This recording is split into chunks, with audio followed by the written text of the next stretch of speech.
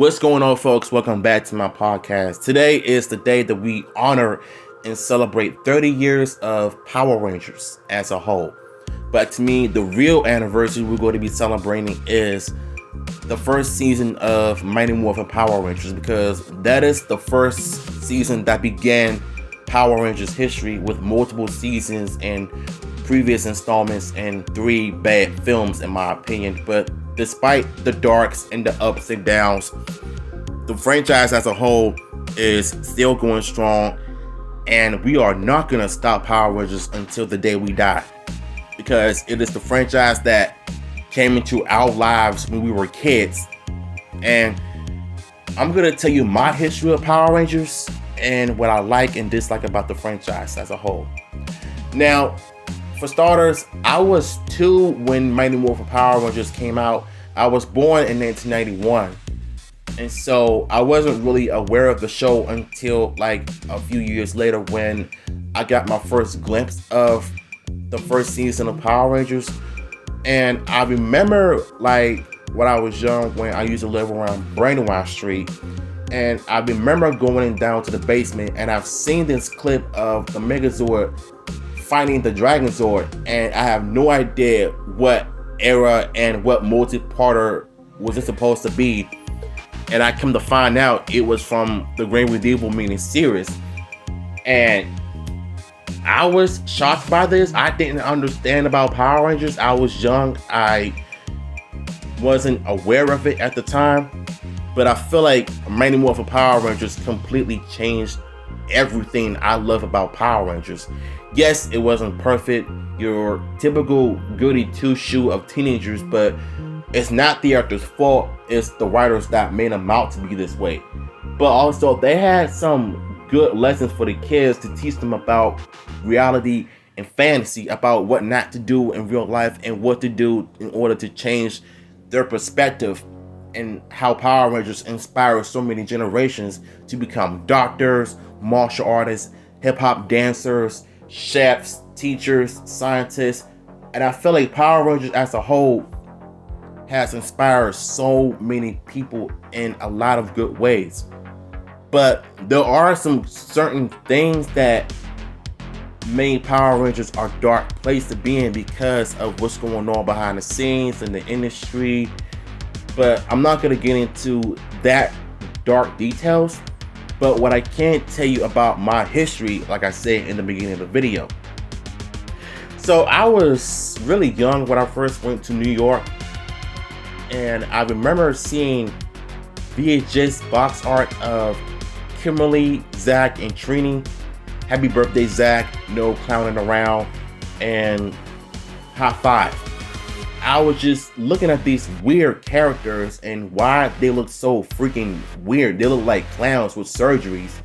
But then I found out it was just the box art years later. And the more I look at them, the more I fell in love with these characters. And I remember watching Happy Birthday, Zach and No Clowning Around. And I think I was also playing with the action figures at the time as well. And for the most part, I remember also playing the game on Super Nintendo, just the first game. And I also remember seeing the 95 movie on VHS. You know, Power Rangers has this weird ways of having people remember them for how they were at the time. But it was the introduction that got me into the franchise, starting with the original 5.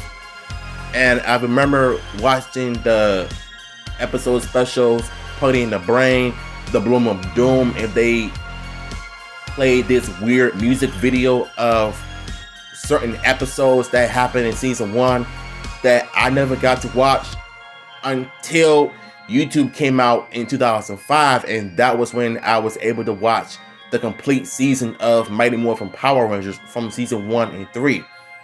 Now, what's even interesting about Power Rangers to me is, like I said, it has its weird ways of having you introduced into the franchise.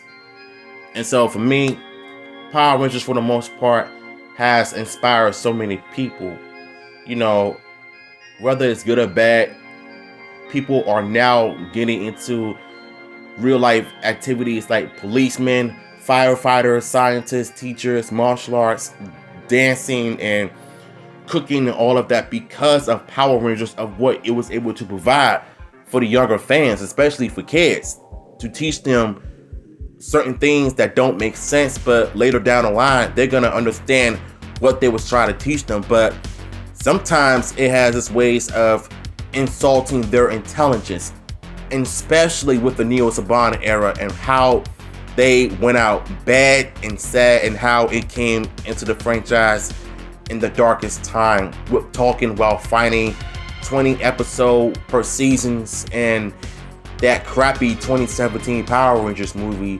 And not only that, Saban sold every rights to Power Rangers to, he sold every rights to Power Rangers to Hasbro, with the toy lines and the brand as a whole, including the TV shows, movies, and all of that. So we are now about to head into the Netflix era, starting with Cosmic Fury. So that's pretty much a Netflix exclusive season. But with the Jonathan and Twizzle project fast approaching, we're gonna head into an era of things could change for good. And they're gonna take a break of making Lightning Collection figures in order to improve of the quality of toys when they come out in 2025. So that doesn't necessarily mean that Power Rangers as we know it is going to die.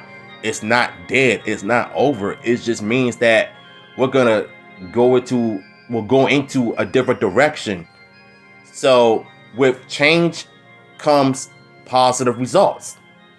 The same way when they went to Disney in 2001, when they sold rights to Disney in 2001, and they started filming Wild Force in that same year, late 2001 and early 2002, and the show didn't even come out until February at the time. So it still had that Saban moment.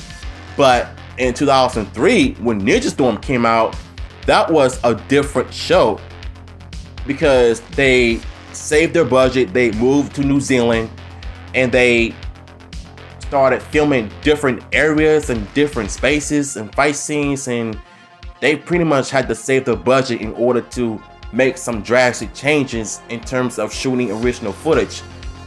Also matching the Super Sentai in terms of the Rocco Quarry and the cities and all of that. But yeah, I just want to say happy anniversary to Power Rangers, and all I gotta say is go Power Rangers.